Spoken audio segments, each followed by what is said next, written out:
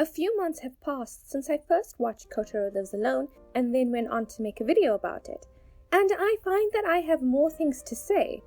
I noticed that a lot of people have said how depressing and hopeless it is, and I agree that it has some very devastating moments, but I think it's ultimately a hopeful series, and I've made a video to explain to you why I think so. For those who don't know or don't remember, Kotaro Lives Alone is about a 4-year-old boy who moves into an apartment with no apparent adult supervision. Because he's such a polite little boy, he buys a box of tissues for each of his new neighbors. And that is how he first meets Karino, a lazy, uninspired manga artist who's kinda lost his zest for life. The 31-year-old sees that Kotaro is on his own, and though he first tries to ignore it, he's a good man and begins to look out for the boy, eventually occupying the role of his guardian. I'm mostly going to focus on the relationship that develops between these two, as I think it's the core of the show and why it is hopeful. Not only does Kotaro find an adult he can rely on, but Karino's life improves as well. As they spend time together, going to the store, to the bathhouse, and watching Tonasaman, his interest, for lack of a better word, in Kotaro grows. Routines and having an adult to depend on are very important to small children, and I'd say that going to the bathhouse together every night is a source of comfort and security for Kotaro, and it greatly improves Karino's hygiene. If you've watched this anime, then you know one of the most heartbreaking themes is Kotaro wanting to be self-sufficient, not need anyone and not be a burden. Which is why he goes to the first day of preschool on his own, the only child without a parent. Luckily, Karino, Mizuki, and Tamaru realize what's happening and rush to his side. Kotaro gets that bright-eyed look as he realizes that these 3 people really do care about him. And then he asks for help. He asks one of them to fix his badge because he couldn't put it on properly. And that's a huge step for this little boy. So you see, it's hopeful. He thought he had to go through this on his own, but he didn't have to, and he didn't even have to ask.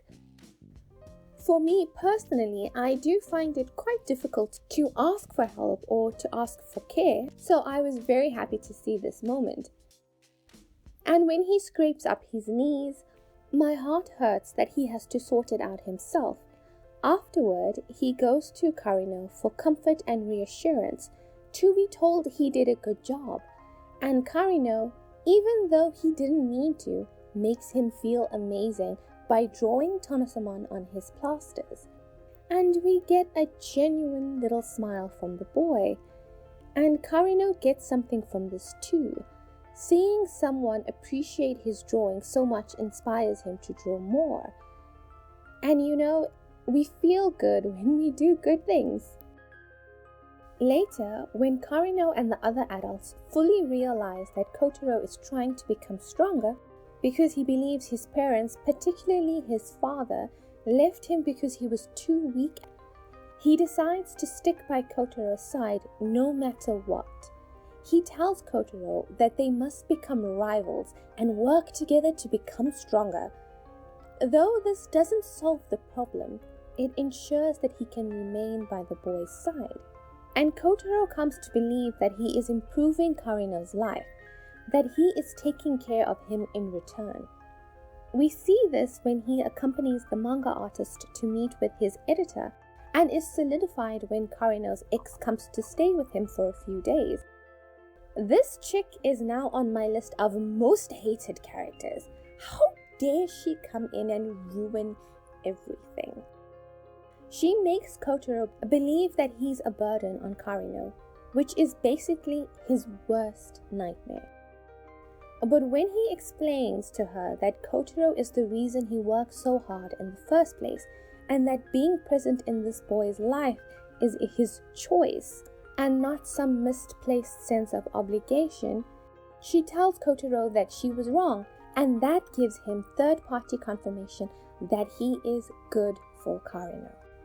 Which is objectively true. He goes from a guy getting slapped by a date he forgot about and not washing himself because it's winter, to someone who volunteers in PTA meetings and baths every night. On numerous occasions, we see that Kotaro doesn't like to be touched, but as the series progresses, we see him begin to seek out physical comfort from the adults, especially Karino. He learns from his chronically sick classmate that being strong isn't always about physical strength. When Karino realizes he's so into tissues because when he was younger, he'd get so hungry he'd eat them, the man tells him to buy the cheap tissues because he's not alone anymore and that won't happen again. When one of his friends runs away because his parents are annoying, Kotaro's own lack of parental care is brought into sharp focus. He says he could never run away because there's no one to run from, no one to notice he's gone. And then Karino bursts into the room, worried sick because he missed the time to go to the bathhouse.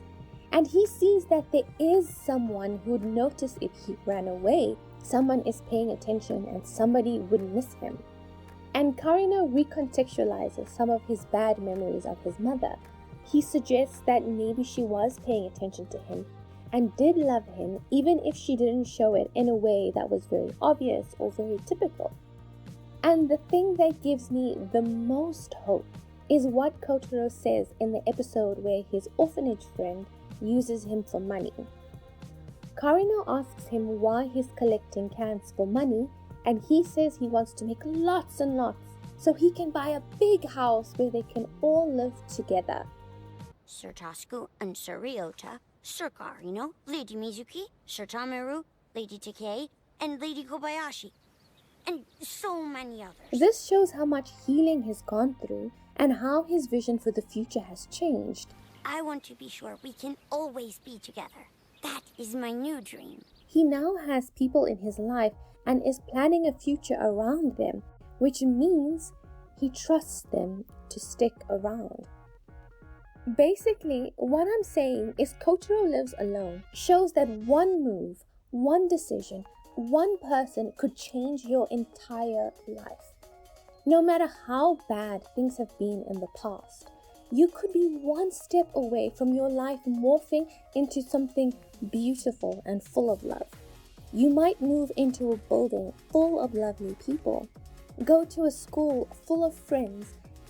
You might meet a group of people that make you believe that you being born is something to celebrate, and discover that there is more to life than you thought. And that is what I think we should all take away from this anime. I hope that you enjoyed this video. Please like, share, and subscribe if you did, and leave any comments down below. I'd love to find out if you agree with my hopeful analysis, and feel free to suggest videos for the future.